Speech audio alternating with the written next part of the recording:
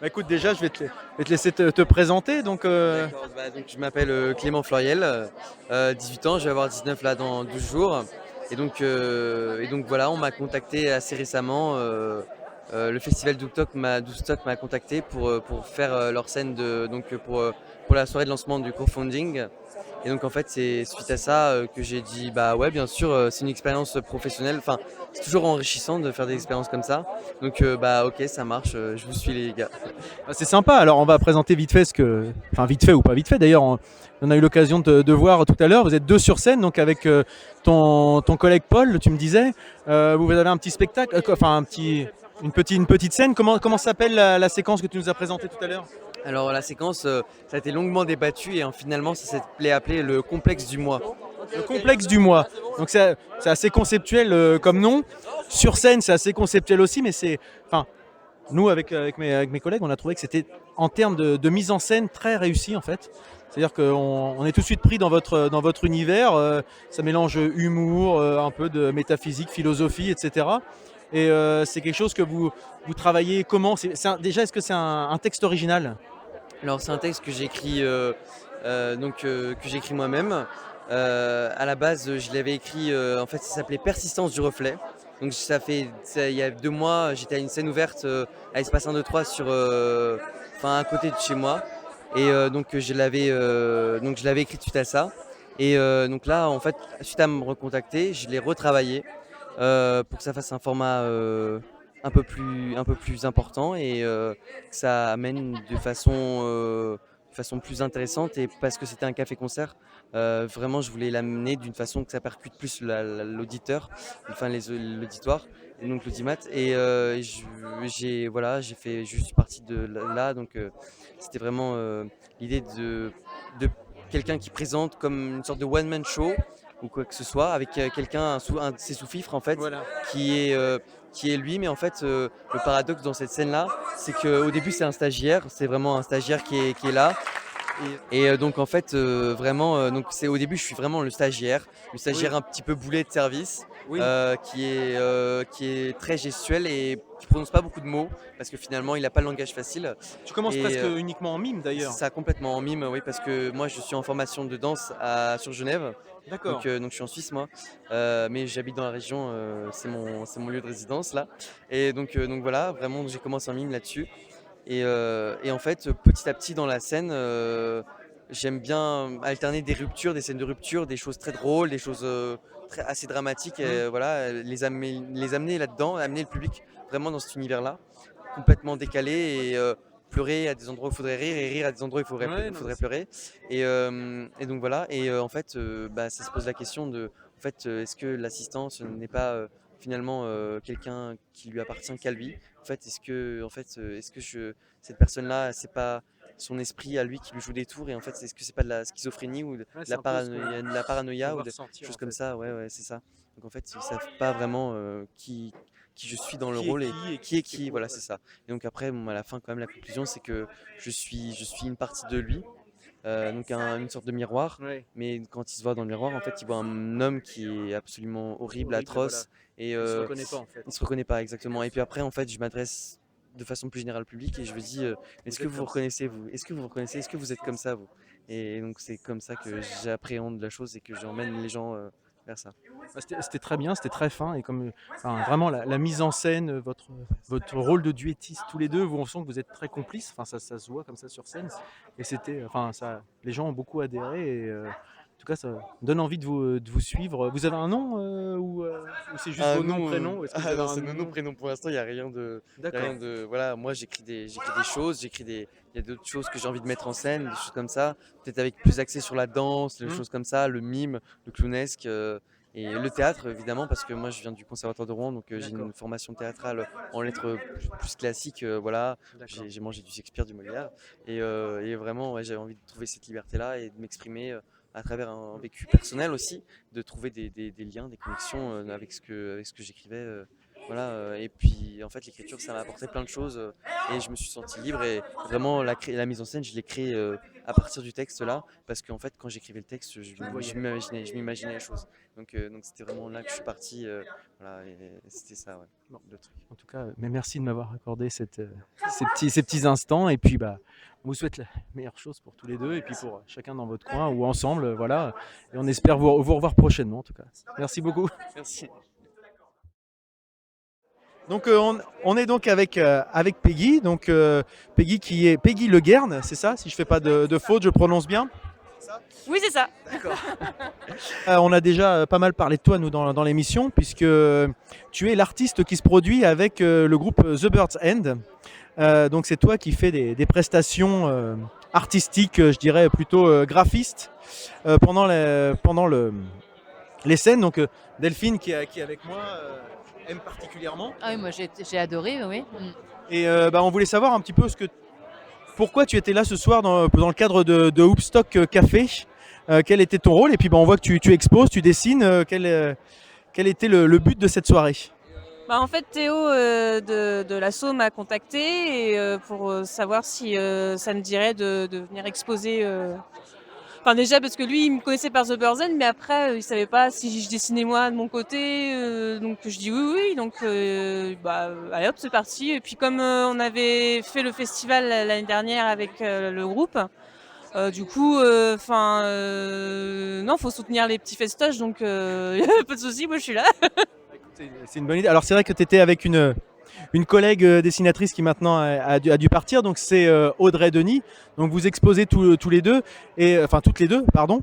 Et je vois qu'il y a beaucoup de dessins sur la table. C'était un petit stand d'initiation un petit peu, ou c'était ça s'est improvisé finalement? Non, c'est improvisé. Non, c'est juste dit tiens, on va dessiner les gens et puis du coup il y a généralement toujours quand tu dessines et les enfants qui viennent, c'est automatique. Donc voilà, donc c'est un moyen d'expression. Je trouve que les enfants de moins en moins à l'école tout ça, vraiment le dessin pur, hein, je parle pas des arts plastiques, mais vraiment apprendre à dessiner tout ça, c'est quelque chose qu'ils ont de moins en moins, donc ils sont demandeurs. Donc oui, non, mais ils viennent d'eux-mêmes, donc voilà. Et toi, c'est ta formation, c'est ton métier? Alors, pas du tout. Non, moi je suis apprentie tatoueuse. Voilà, j'ai changé de métier il n'y a pas longtemps. Parce qu'avant, je travaillais au Parc de Clerc. J'étais animatrice conférencière. Voilà, je faisais des ateliers avec les enfants. Donc voilà, non, sinon, non, le dessin, c'est à côté. Il y a le groupe, le projet The Bird's End qui prend quand même une grosse place. Et puis voilà. Et puis là, en ce moment, je travaille aussi. Je vais travailler avec Louis-Marie Zaccaron-Barth, qui fait partie de la Yule Company, qui est un conteur. Et là, actuellement, il travaille sur un nouveau conte où il travaille avec Adrien de Neuilly. Et il m'a demandé de faire des prestations de peinture sur scène avec eux. Donc voilà. Donc ça va se travailler en 2016. D'accord. Donc une année assez chargée finalement. Ouais, ça vient tout seul en fait, mais c'est bien, parce que moi je suis quand même quelqu'un d'assez timide, donc je vais pas chercher à exposer ou quoi, je fais pas trop ces choses-là, mais du coup là ça vient tout seul, donc je dis bon je suis le courant. Faut prendre ce qui vient. Hein. Voilà. Et un truc qu'on se demandait là, c'est vrai qu'on revoit tes dessins et tes œuvres, c'est vrai que ça rappelle ce qu'on peut voir sur scène, tes performances. Et quelque chose qu'on se posait comme question, c'est est-ce que c'est quelque chose qui est scénarisé avant le concert, ou c'est des dessins que tu improvises sur scène en fonction du moment, ou comment ça se passe? Normalement c'est improvisé, sachant que pour le deuxième EP on l'a construit autour d'un conte. Et après il y a des personnages récurrents, donc forcément ils reviennent sur scène, mais par contre non, il n'y a rien de scénarisé, c'est total impro. Donc à chaque fois c'est des dessins différents quoi. Vraiment c'est une œuvre unique, il faut la voir. D'accord. Voilà, Et moi d'ailleurs, je voudrais pousser un gros coup de gueule. Parce que quand même. Et là ça va gueuler fort. Ah, mais deux fois j'ai vu un concert, 2 fois j'ai craqué devant les dessins, puis à la fin tu les arraches sous mes yeux. J'ai juste envie de sauter sur scène et de te dire arrête. T'as quand même récupéré un t-shirt. Un t-shirt, c'est vrai, j'ai un t-shirt. Mais moi je veux ça là, chez moi. Alors c'est vrai que plus ça va, plus je les déchire. Mais en fait c'est parce que c'est sur le moment, avec les gars on se dit c'est une performance et les dessins aussi en gros eux aussi sont une performance. Alors, je sais que des fois, il y a des personnes, je sais que ça m'est arrivé avant. Surtout, t'en déchires pas un. T'en regardes un, s'il te plaît. Du coup, j'y pense. Mais sinon, oui, c'est vrai que généralement, tout part. C'est un peu énervant. Oui. C'est frustrant, non mais c'est vrai que c'est un peu frustrant de se dire. Mais là, on voit que tu dessines pas uniquement lors des concerts, tu dois certainement dessiner. Et puis il y a des choses vraiment. C'est vrai que dans les concerts, on sent que c'est dans l'instant, dans le mouvement, c'est un peu plus, comment dirais-je, figuratif, abstrait peut-être. Et on voit qu'il y a des dessins qui sont très très détaillés en fait dans ce que tu fais à côté. D'ailleurs, on a aussi l'album de The Birdzen et c'est toi qui as fait le dessin. Et tu as plusieurs cordes à ton arc en fait finalement. Alors, c'est vrai, ce qui peut être frustrant du coup pour moi sur scène, c'est que comme du coup c'est sur le moment, c'est sur le vif, forcément qu'il y a des grosses erreurs de dessin que voilà. C'est pour ça que tu les déchires. C'est pour ça que je les déchire. Ah, c'est vrai que quand je dessine des corps, je suis oh là là là, c'est pas du tout proportionné, mais en fait c'est pas grave, enfin c'est sur le coup. Et donc voilà, oui bah ouais, je fais des choses plus précises. Et aussi là, en ce moment, c'est bien. Ce qui est bien aussi, c'est que le dessin, comme la musique, t'évolue tout le temps. Et là, en ce moment, avec Béné, là, au salon d'Ekil et Jekyll, il me pousse justement à dessiner autrement. Parce que pour le tatou, t'es obligé de. Faut se forcer. Voilà. Du coup, ton dessin se transforme et du coup, bah, en fait, ça T'acquiers de nouvelles voilà. compétences. Mais ça vient, ouais, ça vient avec le temps parce que là, je débute, donc, mais ouais. Et donc, oui. Et là, tout ce qui est exposé là, c'est en vente en fait. Alors, j'ai envie de dire oui, mais en fait, ce qu'il y a, c'est que moi, la relation avec la vente, j'ai un peu, j'ai du mal. Déjà, les dessins de Burgen, je les donne. J'ai toujours eu du mal avec cette relation-là, avec l'argent par rapport à l'art, quoi. C'est quelque chose d'un peu compliqué pour moi. Mais parce que j'ai toujours vécu avec un job à côté, donc pour moi c'était pas vital enfin c'est pas comme un artiste qui vit que de ça et qui a besoin de. Donc du coup, et puis il y en a certains, je suis tellement attachée que je sais même pas si je pourrais arriver à Ah les oui, en vendre. plus, ce sera un déchirement finalement. Donc et puis c'est difficile de mettre un prix sur ce que tu fais. Enfin je trouve ça c'est compliqué. Surtout quand c'est pas ta philosophie en plus de te dire. Bah ouais, voilà, c'est ça, c'est donner un prix, ouais, d'accord, je sais pas. Voilà. En tout cas, c'est très très joli. Donc pour ceux qui connaissent pas, c'est uniquement, enfin dans les tons noir et blanc. Hein, même sur scène, The Birdzen, c'est du noir et du blanc. D'ailleurs, c'est quoi la peinture blanche? Enfin, ce qui donne le reflet un peu blanc, voire. C'est de l'huile. C'est de l'huile. D'accord. En tout cas, ça rend très bien. Ouais, c'est très joli et ça. Enfin, on a pu nous profiter si vous avez l'occasion de voir The Birdzen sur scène et donc Peggy et ses performances et les musiciens parce que faut quand même pas voilà c'est vraiment un ensemble, vraiment vous êtes trouvés, ça colle parfaitement bien. On avait mis des vidéos de Hoopstock et puis vous avez fait la Mort Bleue, la convention Mort Bleue, donc vous avez vu et vraiment c'était vraiment quelque chose de très sympa à voir et à écouter et auquel participer quoi, vraiment. En tout cas, écoute, merci à toi pour ces quelques instants. Et donc on rappelle Peggy Leguerne. Et si vous avez l'occasion de la voir ou de chercher un peu ses œuvres, peut-être sur internet, t'as un site ou quelque chose? Alors j'avais un site, sauf qu'il est en construction. Et sinon dans Facebook, mais je pose pas beaucoup de choses. Enfin, c'est vrai que je suis pas très communicative moi. Voilà, c'est ça. Hein. Ouais, c'est clair. The Birdzen, oui, là, ça, c'est sûr, ça, on communique, ça va. Et puis non, sinon à Ekil et Jekyll à Évreux, salon de tatou, voilà. Ok, écoute, merci et puis bonne continuation et certainement à bientôt alors. Merci. Salut. Donc là on est avec d'autres personnes, donc je vais vous prendre vos noms. Chloé qui est donc bénévole pour le Hoopstock et Clément, donc si vous arrivez à l'entendre, parce qu'il a plus de voix, il travaille tellement ce garçon qu'on l'entend presque plus. Donc toi Clément, tu fais quoi? Je gère la trésorerie. Tu gères la trésorerie, donc avec Adrien qui est trésorier, non c'est lui? Adrien est passé vice-président. D'accord. Et donc comment ça se passe pour vous? On va peut-être plus laisser Chloé quand même parler si ça te dérange pas. Comment ça se passe? Comment on devient bénévole dans un festival, ou même dans une soirée comme aujourd'hui? Moi ça s'est simplement fait par connaissance, j'en ai connu un, deux, etc. Et du coup je me suis retrouvée en tant que bénévole à Hoopstock cet été, donc l'été 2015. Et donc là, je suis revenue et voilà, du coup. D'accord, donc c'est les copains, on vient filer un coup de main aux copains pour les aider dans leur grande aventure, parce que c'est quand même pas une mince affaire quand même cet événement. Voilà, c'est ça. Et puis comme c'est sympa, c'est une bonne ambiance partout en tant que bénévole ou en tant que personne extérieure qui vienne. Donc c'est agréable, c'est sympa. Et puis, Pas trop fatigant quand même? bah si, forcément, mais bon, c'est sympa à faire, donc c'est pas trop grave que ce soit fatigant, quoi. Voilà, je profite de t'avoir, mais c'est au nom, enfin c'est pour tout le monde. Hein, nous on a participé cet été, et c'est sympa, c'est que tous, autant que vous êtes là, vous gardez le sourire du début à la fin, malgré la fatigue, malgré tout. Donc comment c'est votre nature tous d'être comme ça, ou c'est vraiment vous forcer à rester sympa? Non, mais je pense que c'est aussi qu'on s'entend tous bien, que ça coulisse bien, entre guillemets, et tant qu'il n'y a pas de tension, tout ça, c'est agréable à faire. Du coup, on prend tous plaisir à le faire, quoi. D'accord. Donc pour 2016, vous êtes tous repartis, partants pour refaire l'expérience? Bah, s'ils veulent toujours de nous, oui. Hein. A priori, il n'y a pas de raison. Il y a un autre bénévole qui passe là, on va peut-être Bah oui, si, t'en vas pas. Comment tu t'appelles toi? Florentin. Florentin. Donc on a eu Chloé en tant que bénévole. Toi, tu es là depuis quand dans l'aventure Hoopstock? Depuis le début ou depuis cette année? À peu près depuis le début. Depuis le début? Ouais, à peu près, ouais. Et pareil, et comment tu es arrivé dans cette aventure toi aussi? Oh, je connais Clément et Simon depuis l'âge de 1 an. Ah ouais, ça fait quelques années quand même. Hein. Vous êtes jeune, mais ça fait quand même quelques années. Mais cela étant, on peut connaître des gens depuis longtemps et pas forcément les accompagner, les épauler. Donc qu'est-ce qui fait qu'on passe le cap? On reste ensemble, on s'amuse.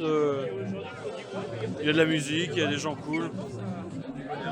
Ouais, beaucoup de boulot, c'est ce que je disais tout à l'heure à Chloé, c'est que quand on voit les 2 jours de festival, la première année c'était qu'une journée, mais cette année c'était 2 jours, vous restez quand même très souriant, très agréable pour le public. Est-ce que c'est quelque chose qui est quand même, vous prenez un peu sur vous sur la fin, ou vous gardez quand même une super dynamique? Bah non, il y a l'esprit qui va ensemble, c'est une ambiance générale, donc on va pas pourrir, on va pas se prendre la tête parce qu'on est fatigué, parce qu'il y a beaucoup de boulot, ça sert à rien.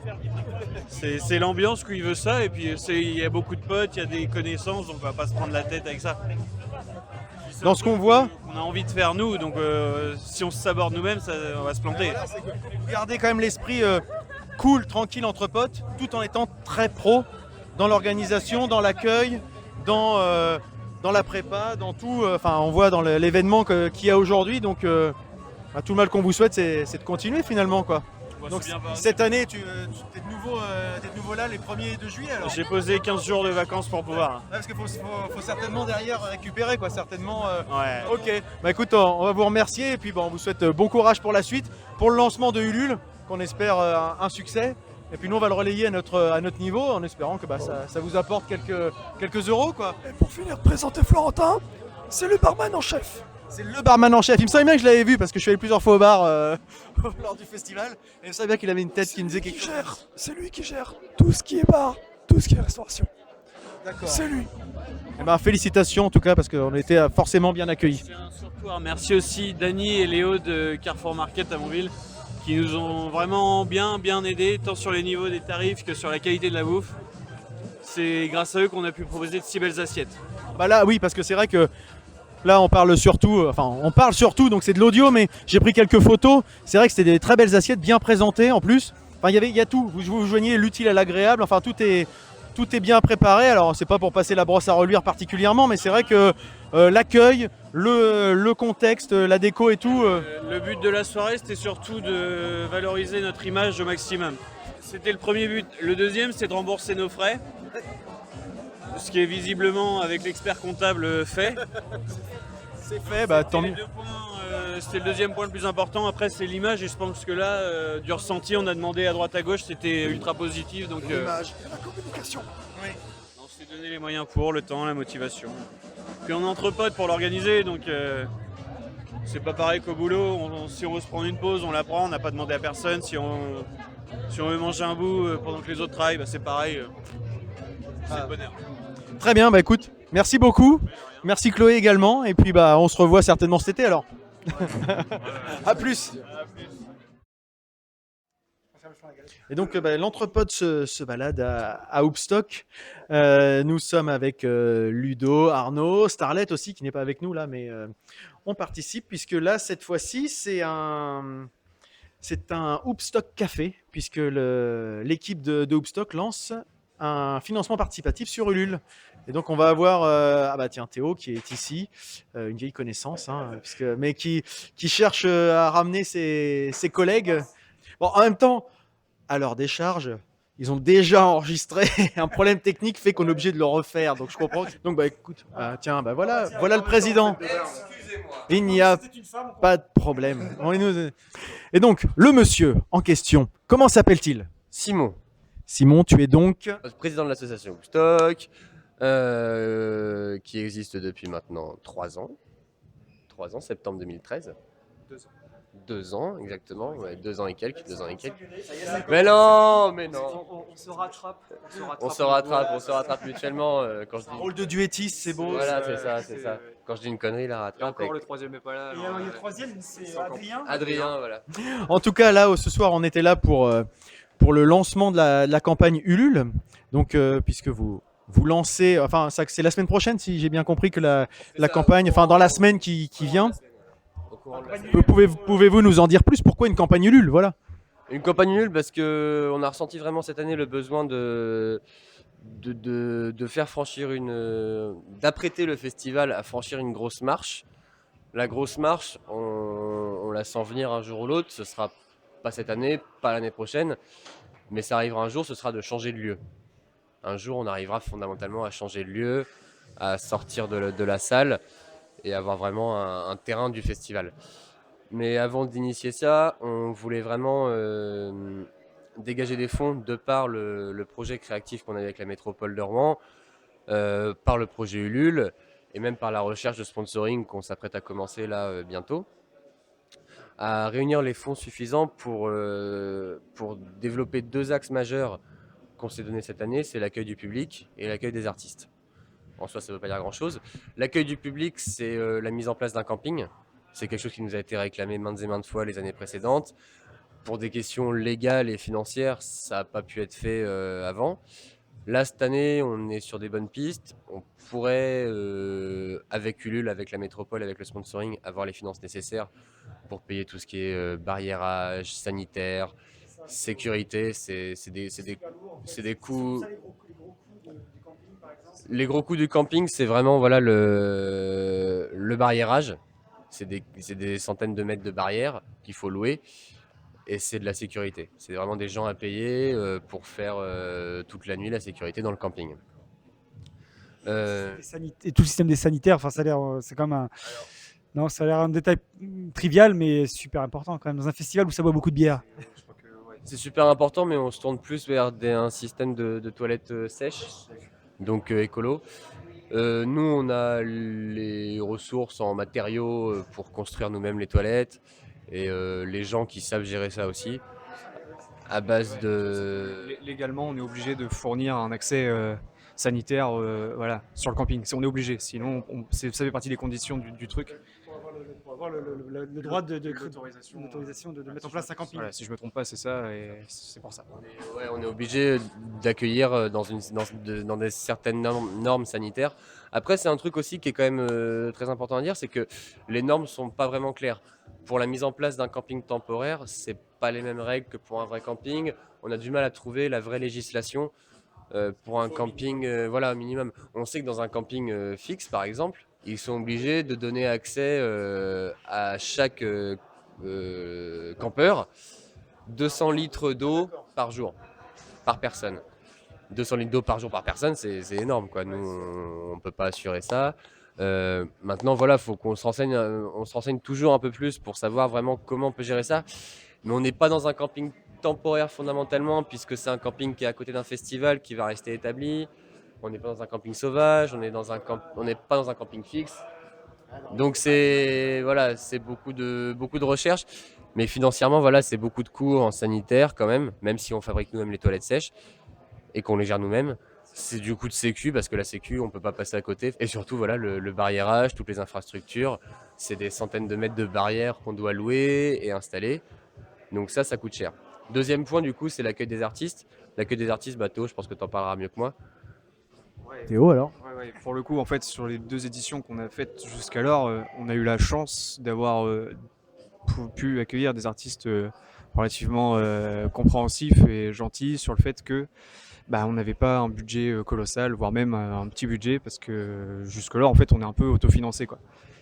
Et voilà, mais du coup, on aimerait bien changer la donne parce que déjà, pouvoir accueillir les gens, que les groupes de Rouen puissent jouer avec des groupes qui viennent d'ailleurs, qu'on peut financer, voilà, c'est ça, et essayer d'avoir quand même un mélange qui se fait. Et puis, et pour ça, il faut quand même des moyens, voilà, et puis rémunérer les gens parce que ça se fait. Et puis même si on n'a pas pu le faire, c'est pas pour ça qu'on n'a pas envie de rémunérer les gens comme ils le méritent, quoi.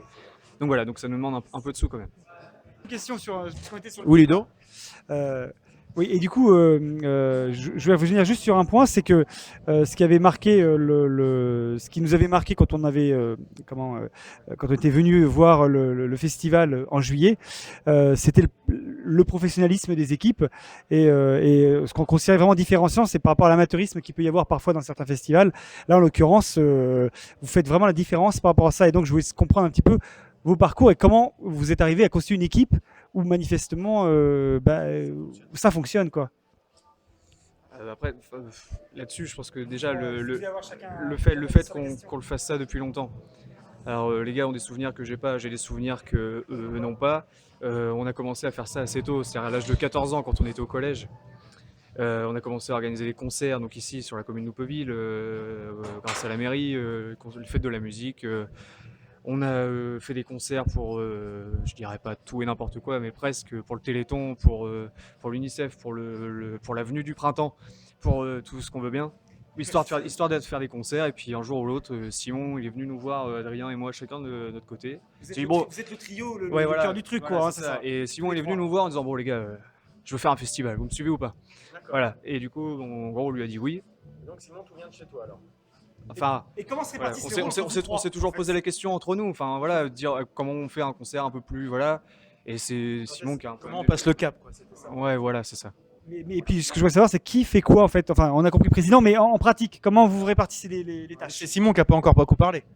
Adrien. Putain, pardon. Bonjour, le professionnalisme. Ça en fait, ça a commencé vraiment quand Simon et moi on faisait du théâtre avec Vincent Dubo, notre prof qui faisait aussi de la régie. Et en gros, nous on faisait le théâtre et on installait le spectacle où il y avait théâtre et danse. Et Simon lui était un petit peu plus passionné par le son et moi plus la lumière. Donc du coup, quand Simon m'a demandé, il m'a appelé, il m'a laissé un message: Adrien, on se lance, on fait un festival, rappelle-moi. Je l'ai rappelé. Je lui ai dit, ouais Simon, il m'a dit, on fait un festival, qu'est-ce que tu fais, tu me suis ou pas? Moi, je vais pas dire comme un con, mais je le pense un peu. J'ai dit, ok, je te suis. On en reparle. Bon, on en a reparlé, voilà ce que ça donne aujourd'hui. Mais du coup, en gros, on était parti sur Simon, il va gérer beaucoup plus sur le son, moi plus la lumière. Et puis au final, Théo qui faisait pas de théâtre, qui a pas appris tout ça avec nous, mais lui qui a continué la musique, qui a continué ses groupes, et au final, Théo il amène le côté contact avec les groupes. C'est ça, non? Ou la programmation se partage entre nous trois? La programmation, en général, c'est quand même toi qui la proposes, Théo. Et nous, on la valide ensemble. Mais après, sur le moment du festival, c'est vraiment toi qui gères tout le contact avec les groupes, tout l'accueil des artistes et tout quoi. Donc la vie est bien faite, vous êtes tous les trois absolument complémentaires, quoi. C'est ça. On s'est un peu cherché pour ça, mais en fin de compte, ouais. Enfin, du coup, sans chercher, ça s'est fait comme ça. C'est que voilà, au moment de la préparation, Simon il va gérer le son, je vais gérer la lumière, et puis Théo, bon, il n'est pas forcément dans la technique, mais on sait que on n'a pas de problème, tous les groupes vont être bien reçus. Théo il gère la programme, par exemple comme ce soir. Théo lui a dit, il nous faut ça, ça, ça. Il nous a dit, j'ai tel groupe. Le théâtre, Simon a trouvé du théâtre parce qu'il a du contact dedans. Qu'est-ce que vous en pensez? Puis après, nous on l'a géré ce soir. Théo il a géré tout l'accueil des groupes. Il nous dit, au final, les poussins devaient jouer à 22h, on les fait jouer à 20h parce qu'ils ne peuvent pas jouer à 21h. Nous on sait qu'il n'y a aucun problème, on dit ok. Approximativement, c'est ça. Dans l'idée, c'est cet esprit-là, c'est ça. Et du coup, ça part de vous trois. Et maintenant, quand vous êtes arrivé à fédérer toute une équipe de bénévoles, parce que on a vu ça, quelques-uns au micro. Quand vous êtes arrivé à fédérer donc une équipe de bénévoles autour de vous. C'est Tous très... Non, en offrant l'apéro surtout. à base d'apéro. Qu'est-ce que tu fais tel soir? Nous on te paye l'apéro. D'accord, je viens. Bon, alors par contre, si tu pouvais venir nous aider à installer la scène, mais on paye l'apéro. Et là, tout de suite, ça ramène du monde. Mais ce que je veux dire, c'est que, comme je disais, c'est que les bonnes volontés individuelles, ça suffit pas toujours. C'est que il faut quand même avoir des gens qui, en gros, vous disent pas, ouais, je viens, et puis en fait, vous chiez le truc. Or, c'est pas ce qui se passe. Au fil du temps. Les bénévoles, c'est aussi en fin de compte ce qui nous a marqué la première année et la deuxième année surtout. C'est qu'il y a eu un vrai investissement de leur part et eux-mêmes, en fin de compte, petit à petit, se sont pris au jeu et sont toujours demandeurs, en fin de compte, de retrouver cet état, cet état d'esprit-là où ils sont heureux de bosser ensemble dans un truc qu'ils kiffent, qu'ils aiment bien. Toujours professionnel, enfin il n'y a pas de... Pour l'exemple de Romu l'année dernière qui était au bar, mais il a fait son boulot jusqu'au bout et il a su voilà. Romu, viens voir. On parlait de l'investissement des bénévoles. Oui, moi je pense que surtout les bénévoles, au final, c'est vraiment, là, ce que vous avez vu ce soir, c'est la vraie bande de potes. Parce que vous nous avez vu ce soir, mais vous venez le week-end prochain, c'est les mêmes. Même si on fait rien, mais on va se retrouver tous ensemble le week-end prochain. Le week-end d'après, ça sera les mêmes. Le week-end d'après, peut-être pas, parce qu'on a un autre truc. Mais on se voit au final presque tous les week-ends. Et c'est surtout au final, je pense, des vrais potes qui sont un peu fiers de ce qu'on fait, qui ont envie de nous aider, de nous soutenir, et qui ils font tout ce qu'ils peuvent pour nous aider, puis porter le truc. Au final, ils passent de simples bénévoles, puis au fur et à mesure, ils commencent à rentrer dans le bureau, dans le CA, et puis ils demandent moi, est-ce que je peux avoir un rôle, est-ce que je peux être reconnu, et puis voilà. Et puis Une grande découverte l'année dernière, c'était Florentin Pochon là, qui est au bar, qui a géré le bar l'année dernière. C'est un ami de la maternelle, voilà. Il m'a dit depuis que vous aviez 1 an, je crois. Ouais, en fait, j'étais chez la même nourrice que lui. Et on s'est jamais fondamentalement perdu de vue, quoi. C'est le réseau Houppevillers. Et lui, maintenant, a fait ses études en fin de compte dans la restauration. On s'est retrouvés, il est venu filer un coup de main. Il a géré ça très bien. Hein? Ouais, il bosse à l'hôtel de Bortroul, quand même, il faut le dire, merde. Un lieu assez reconnu à Rouen. Hein. Voilà. Et voilà, maintenant, en fin de compte, là, par rapport à ce soir, par exemple, il y avait un gros travail qui a été fait au niveau de la bouffe. Et c'est absolument pas nous trois qui l'avons fait, quoi. C'est vraiment lui qui l'a organisé. À calculer au poids près. C'est le seul à nous étonner. Il est arrivé en réunion avec un calepin de 5 pages. Il a fait des dossiers pour tous les gens qui sont présents à la réunion, avec un détail explicatif de on va faire ceci en assiette de charcuterie, on va faire ceci en assiette de fromage, ceci, cela, avec un détail, des plannings, cela. Et voilà, c'est le seul qui fait ça et c'est très pro. Nous, un bénévole comme ça, il a fait un dossier, on n'a pas lu le dossier. Il nous a expliqué le truc, mais on a lu vite fait, on a su que c'était réglé, on a dit, si tu veux, nous à la limite, au lieu du pâté de campagne, on va mettre de la rillette. C'est tout ce qu'on a dit, voilà. C'est marrant, quand on parle des bénévoles, ils arrivent quand même. En fait, non, c'est pas une question, mais c'est vraiment une bande de potes, certes, mais une bande de potes compétents, quoi. C'est vraiment. On est assez franchouillards entre nous. Enfin, on se connaît bien, on connaît. Parce que pour certains, on est vraiment ensemble. Du coup, là, comme Simon, depuis tout petit. Moi, j'étais en primaire avec les autres. On s'est retrouvés tous au collège, et puis du coup, on se connaît vraiment depuis longtemps. Et il y a pas de lézard entre nous, et du coup, tout marche, tout coïncide, et puis ça peut arriver des fois. C'est compliqué, mais bon. parce que le problème, c'est que c'est vraiment des bons potes, et souvent, c'est quand il y a un problème, on prend vraiment sur nous. Ouais, parce que c'est délicat, on se dit moins les choses. Mais par contre, quand on se les dit, on se les dit. Bon, je vais reformuler ça en disant que le stress à l'occasion des événements, le Woodstock Café, ça va. Le festival génère plus de stress chez nous tous. Nous tous à la même dose, et on le gère chacun à notre façon. Voilà, et il y a tout le contraste en étant dirigeant de l'association. On se doit un minimum de rester toujours impassible et exemplaire devant tous les bénévoles, devant tous les gens qui sont rassemblés autour de ça. Mais après, on reste j'ai envie de dire, on reste des gamins. Et on reste. Non, mais des gamins vraiment. Voilà, enfin, nous, c'est un truc qui nous amuse, mais il y a un moment où la pression quand même au festival des fois devenait assez intense et où voilà il y a des réactions qui s'enchaînent et ça part. Mais bon ça voilà ça dure jamais très longtemps et on se rétablit vite Et si on revient à la soirée de ce soir justement, qui lançait le Ulule comme on le disait tout à l'heure, déjà je trouve que c'est intéressant de pas juste lancer un Ulule comme ça et puis de balancer ça sur les réseaux sociaux, mais de l'accompagner d'une vraie soirée artistique. Oui Arnaud? Peux-tu expliquer à certains de nos auditeurs ce qu'est un Ulule? Ulule, c'est un peu comme nous pour Tipeee, c'est un financement participatif. Tu as raison en fait. C'est-à-dire que nos amis ici présents lancent une campagne sur un site de crowdfunding, donc de financement participatif, qui s'appelle Ulule, donc qui est un site français, je crois, dans lequel vous avez un souhait de récupérer, comme tu nous le disais tout à l'heure, des financements pour lancer le festival sous d'autres avec d'autres ambitions entre guillemets ou pour le lancer un petit peu quoi. Et donc ce soir vous avez lancé le Hoopstock Café qui est donc la soirée de lancement de ce Ulule avec, on l'entend derrière là, c'est plutôt une partie un peu électro, mais on a vu on a eu du théâtre, on a eu du rock, on a eu du stand-up, on a eu plein de choses. Comment vous est venue cette idée de faire cette soirée Vas-y, je te laisse. Alors en fait, cette idée est venue qu'on avait une date à Houpeville le 9 janvier. Au départ, on devait faire une pièce de théâtre, donc amenée par Simon, comédien à Paris, avec sa troupe. Au final, la pièce est annulée.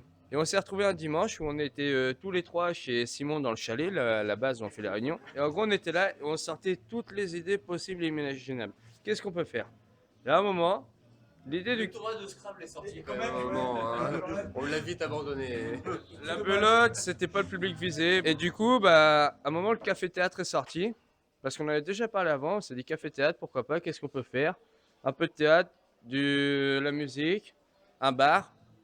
Qu'est-ce qu'on fait au niveau du bar? On essaie de créer l'espace que si nous on ouvrait un bar, ça nous ferait vraiment rêver. C'est ce qu'on essaie de faire ce soir.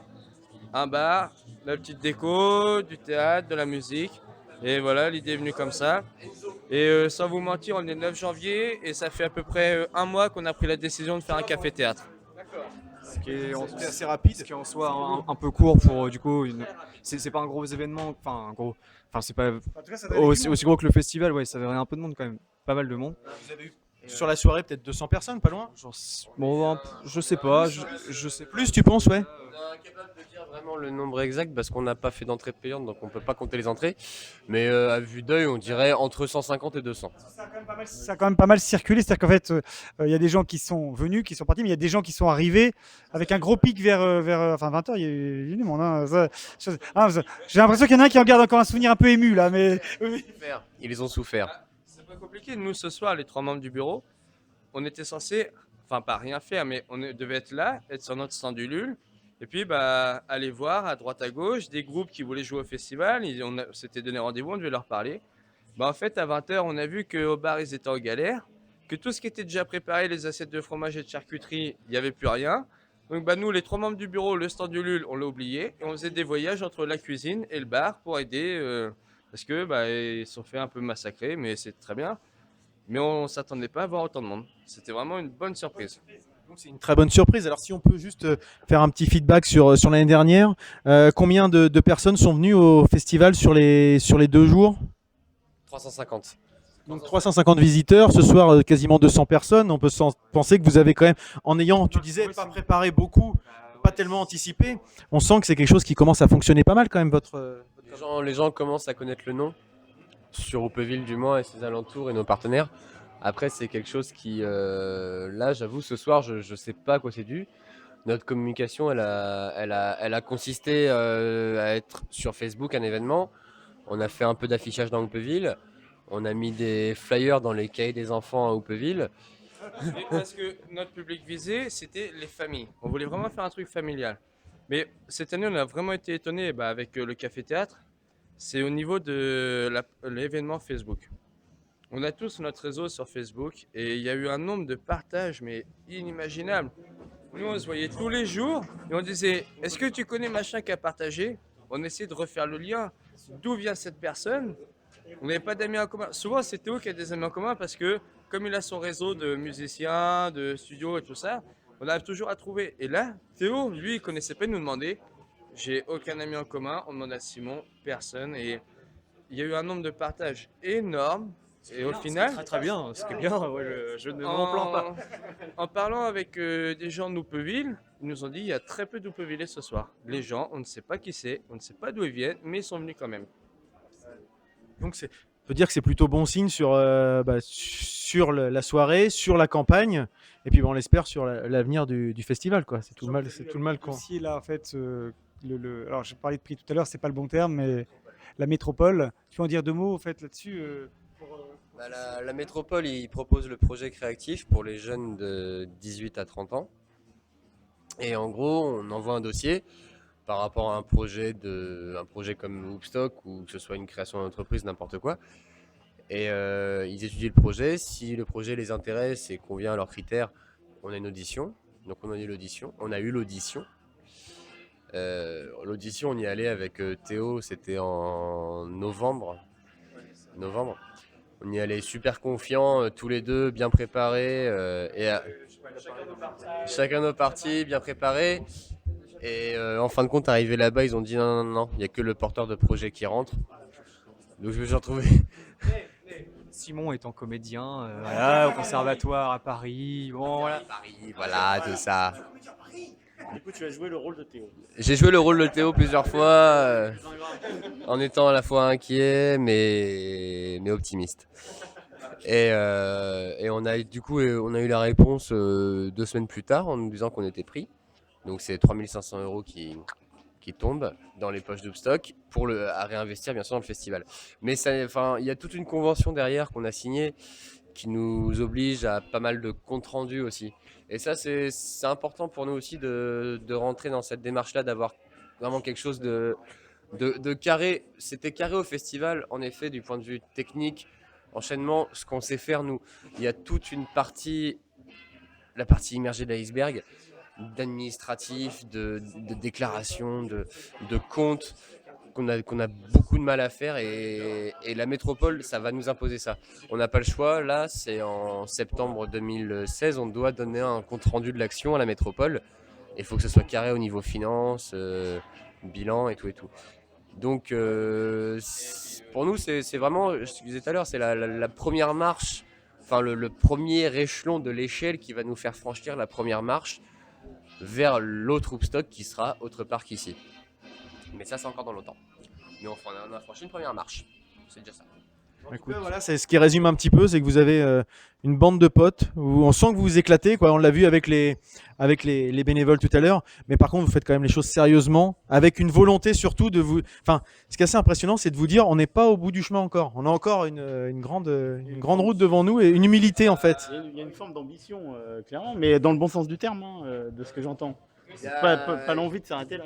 C'est juste dans l'idée de se dire qu'on a créé ça et on l'emmènera jusqu'au bout. Quoi qu'il arrive, dans la détermination. Merci à tous en tout cas, et puis on vous souhaite tout plein de succès. Peut-être, qui sait, peut-être vous inviter à notre micro courant avril-mai pour avoir un peu le résultat de votre tour. Peut-être qu'on pourra recouper en mars plutôt, tu dis ? Ouais, mars si Ça possible. se termine quand la campagne, Ulule ? Début avril justement. À ce moment-là, peut-être que courant mars, on pourra en parler pour voir où ça en est. Et puis, ça tombe bien, puisqu'on a un invité 1 mois sur 2 maintenant. On en a en janvier. Donc, mars, ça pourrait tomber. On reste en contact. Et puis, on va relayer la campagne Ulule à notre niveau. Hein, voilà. Bon courage, en tout cas. Et puis, merci pour cette soirée qui était vraiment sympa. Merci à vous pour ces retours, ça nous permet Merci à l'entrepode. Soirée top. Merci Arnaud, Nico, Ludo et Delphine qui est resté dehors avec les enfants. Longue vie à Hoopstock. C'est la fin de soirée. Longue vie à l'entrepode aussi. Allez, bisous. À plus, salut. Allez, bisous. Retrouvez-nous sur les réseaux sociaux, sur Facebook, sur Twitter, sur Google+. On est aussi sur iTunes et sur SoundCloud, ça c'est pour nous écouter. Et pour notre page de financement participatif à nous, il y a la page Tipeee. À chaque fois, en tapant Entrepod, vous nous retrouverez. On espère que vous avez passé un bon moment et on vous dit à bientôt.